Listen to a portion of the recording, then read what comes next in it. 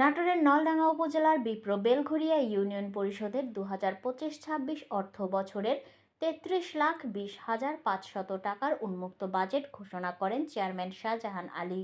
নাটোর জেলা প্রতিনিধি জানান, এই বাজেটে ৯১,৪০০ টাকার উদ্বৃত্তের বিপরীতে মোট রাজস্ব উন্নয়ন ব্যয় ধরা হয়েছে ৩২,২৯,১০০ টাকা। বৃহস্পতিবার দুপুরে উপজেলার ৫ নং বিপ্র বেলঘরিয়া ইউনিয়ন পরিষদের চেয়ারম্যান শাহজাহান আলীর সভাপতিত্বে ইউনিয়নের প্রশাসনিক মাহফুজুর আলমের সঞ্চালনায় বক্তব্য রাখেন উপজেলা বিএনপির সাবেক সাংগঠনিক সম্পাদক শফিকুল ইসলাম বুলবুল, বিপ্র বেলঘরিয়া ইউপি সদস্য মাসুদ রানা, ইউপি সদস্য জাহিরুল ইসলাম, মোজাম্মেল হক, সংরক্ষিত নারী সদস্য হালিমা বেগম ও নাসিমা বেগম সহ অন্যান্যরা। আমাদের এই পরিবার থেকে এই ইউনিয়ন পরিষদের জনসাধারণের উন্নয়নের জন্য কিভাবে কি করতে হবে সেটা নির্ধারণ করে ইউনিয়ন পরিষদ। আমরা তার সুফল ভোগ করি। ইউনিয়ন পরিষদ কোনো উপজেলা পরিষদ কোনো কিছু মানুষের ভোটের ও ভাতের অধিকার কোনো কিছু রেখেছিল না। যাই হোক, আমরা দীর্ঘদিন পর এটা ফিরে পাওয়ার লক্ষ্যে আগে এগিয়ে যাচ্ছি। ইনশাল্লাহ আমরা ভোট ও ভাতের আন্দোলন করেছি, আগামী দিনে ভোট ও ভাতের অধিকার ফিরে পাবো, সেই লক্ষ্যে আমরা আগাচ্ছি।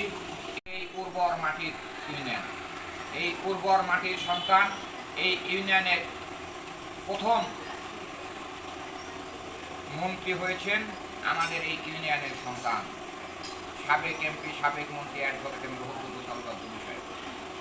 দুদু সাহেবের জন্ম না হলে এই বাসুদেবপুর ইউনিয়নের যত উন্নয়ন দেখতেছেন একটা উন্নয়ন হবে। বাসুদেবপুর ইউনিয়ন অনেক মানুষ এসে বলে যে পৌরসভা নাকি, ইনশাল্লাহ আগামী দিনে এই ইউনিয়নকে পৌরসভায় পরিণত করবে আমাদের প্রিয় নেতা সাবেক এমপি, সাবেক মন্ত্রী অ্যাডভোকেট দুদু সাহেব। আপনারা শুধু দোয়া করবেন, রুহুল কুদ্দুস তালুকদার দুদু সাহেব যদি সুস্থ থাকে, ভালো থাকে, অবশ্যই এই ইউনিয়নে উন্নয়নের ধারা অব্যাহত থাকবে। এই ১৭ বছর যে আমরা বঞ্চিত হয়েছি, আমাদের ইউনিয়নের বিভিন্ন জায়গায় এখনো কিছু কিছু গ্রামে পায়ে হেঁটে যাওয়া যায় না, পায়ে হেঁটেও যাওয়া যায় না বর্ষাকালে। এই বাজেটে আমি চাইব সেই সমস্ত রাস্তাঘাটগুলো চেয়ারম্যান ইউনিয়ন পরিষদের আপনারা গুরুত্ব সহকারে দেখবেন। আমার জানা মতে হরিকা বলছি একটি রাস্তা আছে, কয়েক হাজার মানুষ মানে ওখানে ২-৩ হাজার মানুষের বসবাস, কিন্তু রাস্তাটায় কোনো বৃষ্টি হলে যাওয়াই যায় না। এই ধরনের গুরুত্বপূর্ণ রাস্তাগুলো আপনারা, নশেদপুর একটা রাস্তা আছে আমাদের খোকন চৌধুরীর বাড়ি থেকে, এই রাস্তাটা মাটি কাটা অতীব জরুরি। আপনারা এদিকে দৃষ্টি রাখবেন এবং এই বাজেটের মধ্যে এই জিনিসগুলো রাখবেন। আপনারা পাকা করতে না পারলেও কাঁচা রাস্তায় একটু মাটি কাটার ব্যবস্থা করবেন, যে কোনো সময় দুর্ঘটনা ঘটতে পারে। আমি নিজেও এই রাস্তাগুলোতে যেয়ে দেখেছি, তাদের যাওয়ার মতো কোনো পরিবেশ নেই।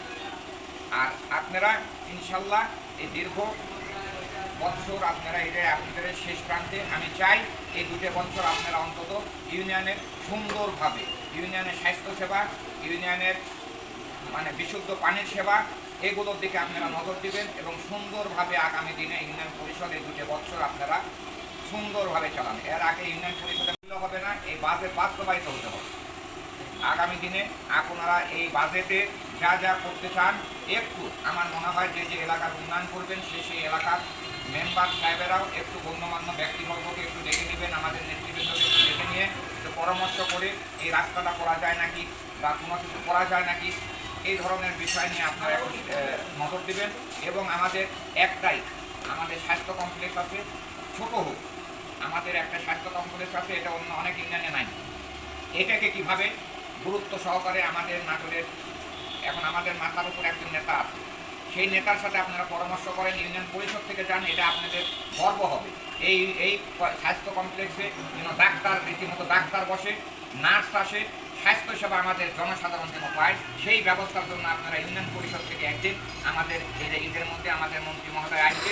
আপনারা সবাই ইউনিয়ন পরিষদ সকল সদস্যবৃন্দ এবং আপনার চেয়ারম্যান সাহেব সহ মন্ত্রী মহোদয়ের সাথে দেখা করে ১০০% গ্যারান্টি দিয়ে নিয়ে আসবেন যে আমাদের এই স্বাস্থ্য কমপ্লেক্স চালু করতে হবে। আমরা প্রতিনিয়ত, প্রতি সপ্তাহে না, প্রতিদিন আমাদের স্বাস্থ্য কমপ্লেক্সে ডাক্তার বসতে হবে।